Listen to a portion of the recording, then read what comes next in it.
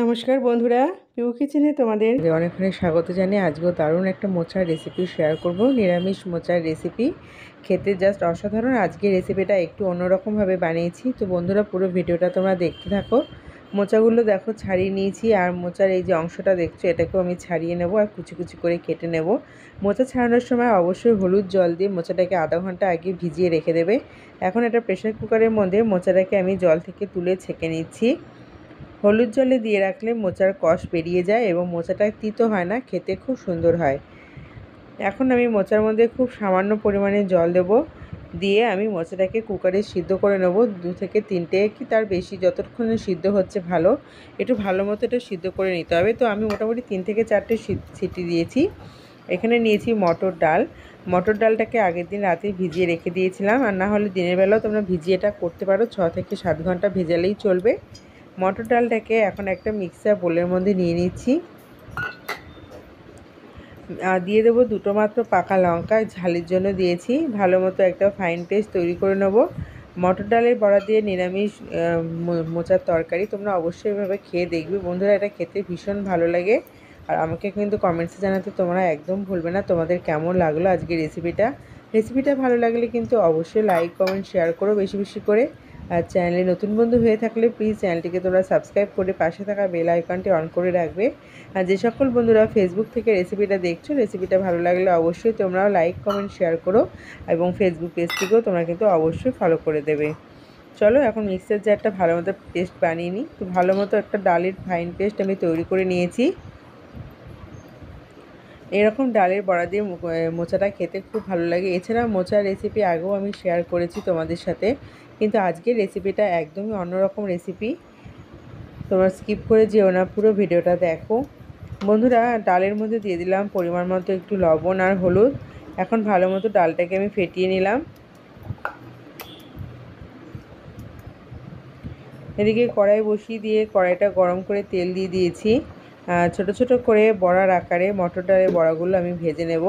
আর এরকম মটর ডালের বড়া কিন্তু শুধু খেতেও ভীষণ ভালো লাগে, আমার তো খুব ভালো লাগে মটর ডালের বড়া খেতে।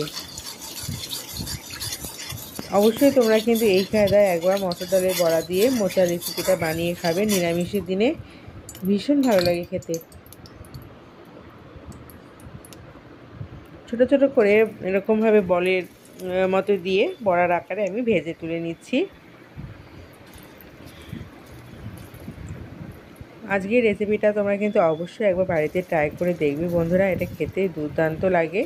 আর এর আগেও আমি তোমাদের সাথে মোচার রেসিপি শেয়ার করেছিলাম, চিংড়ি মাছ দিয়ে করেছিলাম, ডালের বড়া দিয়ে করেছিলাম। আর আজকেও তোমাদের সাথে আরও একটা নিরামিষ রেসিপি শেয়ার করলাম। তো অবশ্যই তোমরা রেসিপিগুলো দেখবে, আর রেসিপিগুলো তোমাদের ভালো লাগলে কিন্তু অবশ্যই আমাকে কমেন্টসে জানাতে একদমই ভুলবে না। আর তোমরা কে কোথা থেকে দেখছো বন্ধুরা সেটাও কিন্তু আমাকে অবশ্যই তোমরা কমেন্টসে জানাবে কেমন। চলো ডালের বড়াগুলো এইভাবে আমি ভেজে নিচ্ছি। প্রত্যেকটা ডালের বড়া কত সুন্দরভাবে ভাজা হয়েছে দেখো। আর ডালের বড়াগুলো দেখতে এখন অতটা ছোট লাগছে, কিন্তু এটা তরকারিতে দেবার পর না সাইজে অনেকটা বড় হয়ে যায়। ডালের বড়াগুলো তো সব ভাজা হয়ে গেছে। কড়াইয়ের মধ্যে আরও কিছুটা সর্ষের তেল দিয়েছি, আর দিয়ে দিলাম বেশ কিছুটা গোটা গরম মশলা ফোড়ন, এলাচ, দারচিনি, লবঙ্গ, আর 2টো তেজপাতা দিয়েছি আমি। এখন কেটে রাখা আলুগুলো এর মধ্যে দিয়ে দিলাম। গোটা গরম মশলা ফোড়ন দেবে, খেতে খুব সুন্দর হয় বন্ধুরা। দেখো আলুগুলো কত সুন্দর লাল করে ভেজে নিয়েছি। আলুগুলো এখন তুলে নিচ্ছি। এখন এই যে তেলটা তোমরা দেখতে পাচ্ছ, এই তেলের মধ্যেই রান্নাটা করবো, আর কোনো তেল আমি দেবো না। দিয়ে দিচ্ছি এর মধ্যে 2টো মাত্র শুকনো লঙ্কা ফোড়ন, আর 1 চামচ মতো মানে অর্ধেক চামচ, হাফ চামচ আমি দিয়েছি গোটা জিরে ফোড়ন। ভালো মতো জিরেটা একটু ভাজা হয়ে গেলে এর মধ্যে দিয়ে দেবো বেটে রাখা আদা আর কাঁচা লঙ্কা বাটা। নিরামিষ সবজি, আদা কাঁচা লঙ্কা দিয়ে রান্নাটা করেছি, আর কোনো রকম মশলা দেব না। আর সামান্য কিছু গুঁড়ো মশলা দেব, যেমন ধরো ধনের গুঁড়ো, জিরের গুঁড়ো, আর লবণ আর হলুদ। ব্যাস এতটুকু মশলা দিয়ে আজকের এই দুর্দান্ত মোচার রেসিপিটা আমি বানিয়েছিলাম বন্ধুরা। বিশ্বাস করবে না, প্রত্যেকেই কিন্তু ভীষণ মজা করে খেয়েছে, এবং মানে খুব সুন্দর টেস্ট হয়েছে। মানে মোচার রেসিপিটা এত সুন্দর হয়েছে বন্ধুরা, নিরামিষের দিনে খেতে কিন্তু খুব ভালো লেগেছে। তাই আমি অনুরোধ করব তোমরা অবশ্যই এই কায়দাতে একবার রান্নাটা করে দেখো। দিয়ে দিলাম পরিমাণ মতো চিনি। অবশ্যই নিরামিষ সবজি একটু চিনি দেবে বন্ধুরা, চিনিটা দিলে কিন্তু লবণের ব্যালেন্সটা ঠিকঠাক থাকে। আর যারা তোমরা চিনি খেতে পছন্দ করো না, চিনিটাকে স্কিপ করে যেও। তবে নিরামিষের দিনে তো চিনিটা একটু ভালোই লাগে। একটুখানি জল দিয়ে ভালো মতো মশলাটাকে আমি কষিয়ে নিচ্ছি। এখন এর মধ্যে দিয়ে দেবো সিদ্ধ করে রাখা মোচাটা। আর মোচাটা সিদ্ধ হয়ে যাওয়ার পর জল থেকে ছেঁকে আমি ভালো মতো তুলে রেখে দিয়েছিলাম।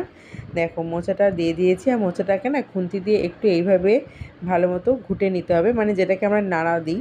এইভাবে করে নিলে কী হয়, বড় বড় অংশ যেগুলো থাকে না সেগুলো অনেক সময় ভেঙে যায়। তো আমি কিন্তু মোচাটা আজকে আর মিক্সার বলে দিয়ে পেস্ট করিনি। অন্য সময় মোচা আমি যতবার রান্না করেছি একটু আলাদাভাবে করেছিলাম, মিক্সার জারে দিয়ে পেস্ট করে। তবে আজকের মোচাটা একদমই অন্যরকম, অনেকটাই ডিফারেন্ট।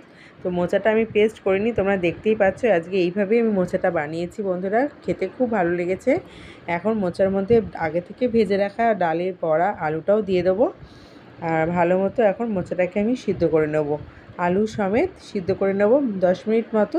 10 মিনিট বাদে আমি তোমাদের সামনে দেখাবো যে মোচাটা কত সুন্দর দেখতে হয়েছে, কত সুন্দর রং এসেছে, এমনকি খেতেও কিন্তু দুর্দান্ত টেস্ট হয়েছে। যারা মোচা এখনও তৈরি করতে মানে অসুবিধা হয়, তোমরা কিন্তু এই রেসিপিগুলো এভাবে ফলো করে নিতে পারো, খুব ভালো লাগবে। তো বন্ধুরা 10 মিনিটের জন্য মোচাটাকে আমি ভালো মতো সিদ্ধ করে নিয়েছি এবং আলু সমেত মোচা সুন্দরভাবে তৈরি হয়ে গেছে। একটুখানি ঘি দিয়ে সবশেষে নামিয়ে নিতে পারো, আর না হলে ঘিয়ের পরিবর্তে গরম মশলা গুঁড়ো তোমরা ব্যবহার করতে পারো। এখন গরম গরম পরিবেশন করে নেব। নিরামিষের দিনে অবশ্যই তোমরা একবার বাড়িতে এটা ট্রাই করে দেখবে বন্ধুরা। তো চলো, আজকের রেসিপিটা তোমাদের কেমন লাগলো অবশ্যই তোমরা কমেন্টসে জানাবে। আশা করছি রেসিপিটা ভীষণ ভালো লেগেছে। আর আমার পুরো ভিডিওটা দেখার জন্য আমার সকল বন্ধুদের অনেক অনেক ধন্যবাদ জানিয়ে আজকের মতো রেসিপিটা আমি এখানেই শেষ করছি। কেমন? তো চলে আসবে তোমাদের কাছে আবার একটা নতুন রেসিপি নিয়ে। আর তোমরা কিন্তু অবশ্যই আমাকে কমেন্টসে জানাবে। আজকের মতো এই পর্যন্ত।